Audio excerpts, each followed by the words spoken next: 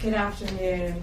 I'm sorry we were a little bit late. I was in the West Wing swearing in Tulsi Gabbard, and so I just came straight back here. So thanks for being patient with us with the delay. We're here today because we have filed charges against the state of New York. We have filed charges against Kathy Hochul. We have filed charges against Letitia James and Mark Schroeder, who is with DMV.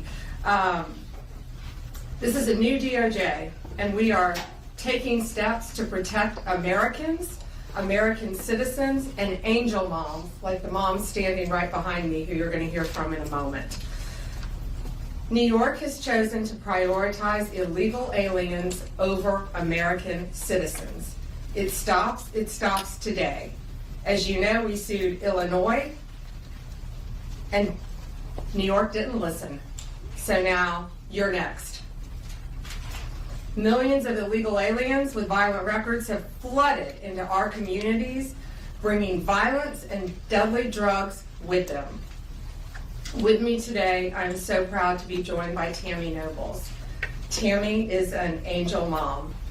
Her beautiful daughter, Kayla Hamilton, was murdered by an MS-13 member in 2022.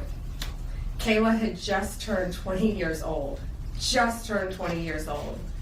and she was raped and murdered by someone who should not have been in our country. Yet, he was released, flown to Maryland, where he committed this violent murder. I just want you to hear from, Tammy. Tammy represents not only herself and her family, but all of the great angel moms around this country who have suffered because of what the Biden administration did, and it is over. Thank you for having me here today and being able to share Kayla's story. Her murderer was able to come across the border knowing that he was flagged as an MS-13 gang member, and he had a criminal record in 2020 in El Salvador for illicit gang activity.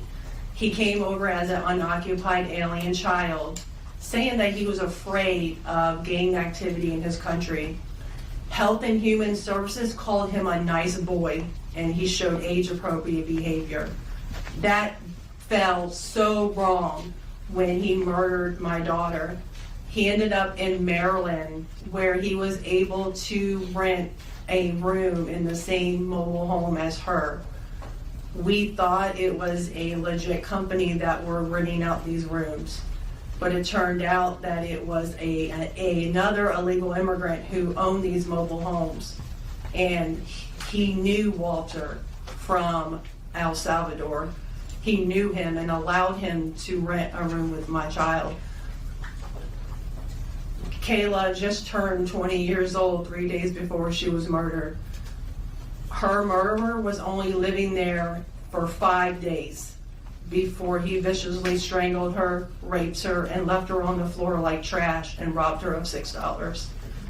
I have been sharing her story for over 2.5 years to bring change, because this should not have ever happened to Kayla, and it shouldn't be happening to other families being hurt by the border.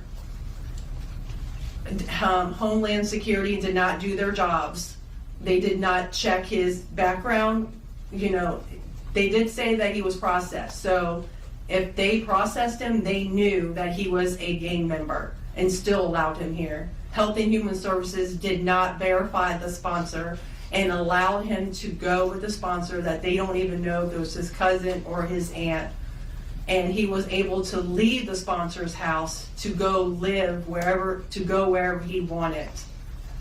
And I am going to continue sharing Kayla's story to help save others and to bring awareness of what was happening under the Biden-Harris administration. And I'm so thankful for Pam having me here today, and I'm so thankful for the opportunities I got from Trump and any other platform, people who allowed me to share her story, because this is going to end. No other parent should suffer by having their child murdered by somebody that shouldn't be here.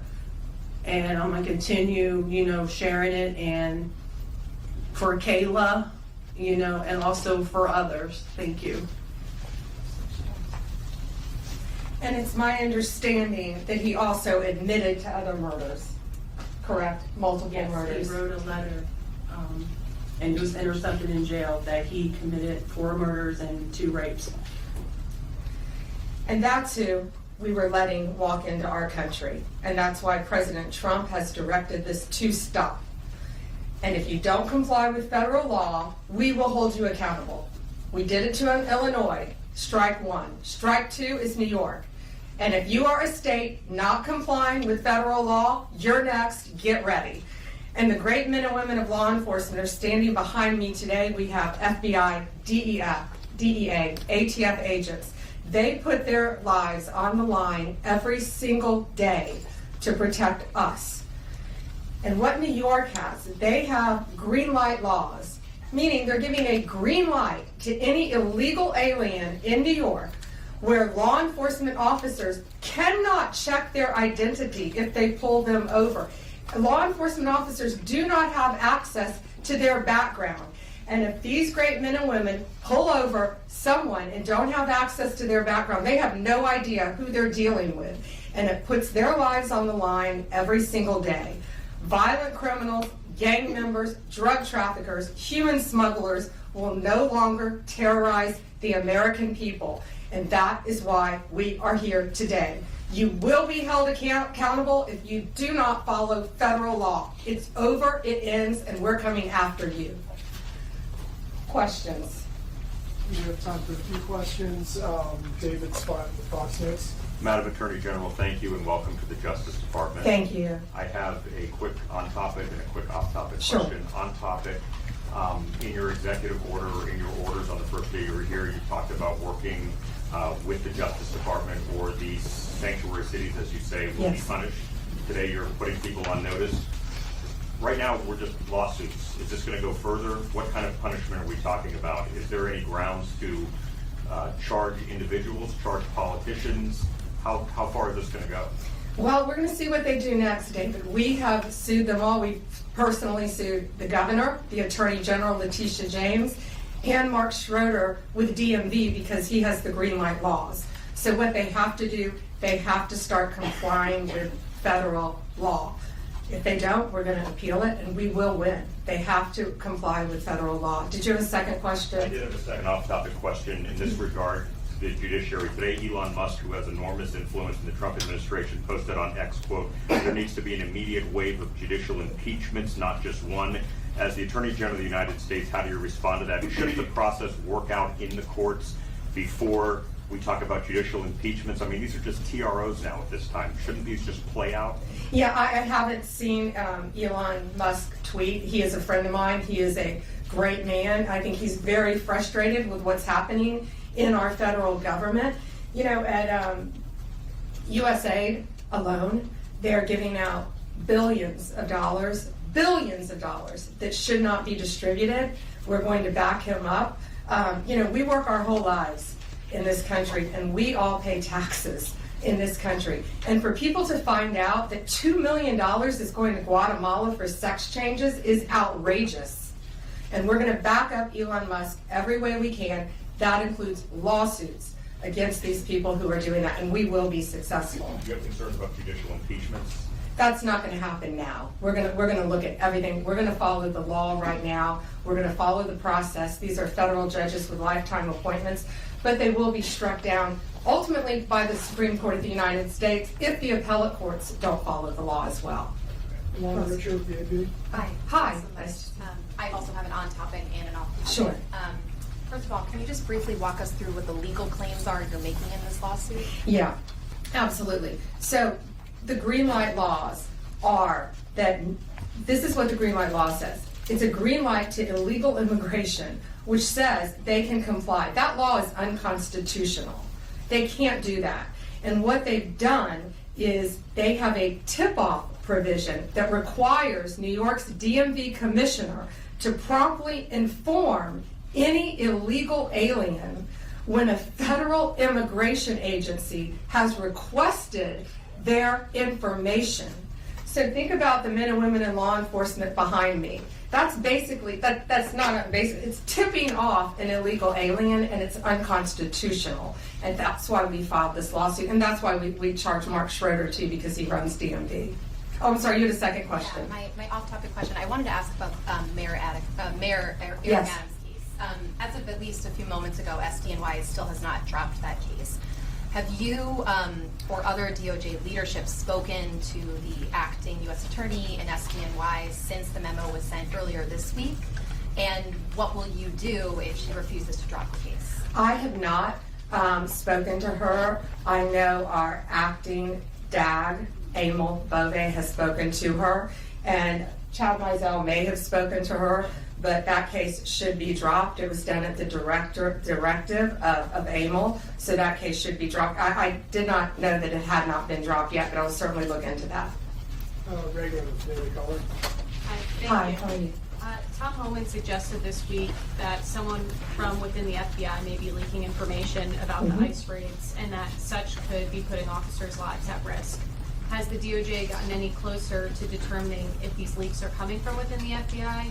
And what will the consequences be if they can identify the leakers from the FBI? Excuse me. Well, first, I can't talk about anything that is ongoing, and that is ongoing. And it's really for the similar reasons of what I said earlier. The great men and women in law enforcement standing behind me today, they must be protected. And anytime anyone leaks or tips off anything regarding a pending investigation, that jeopardizes lives. You're telling a bad guy what's about to happen.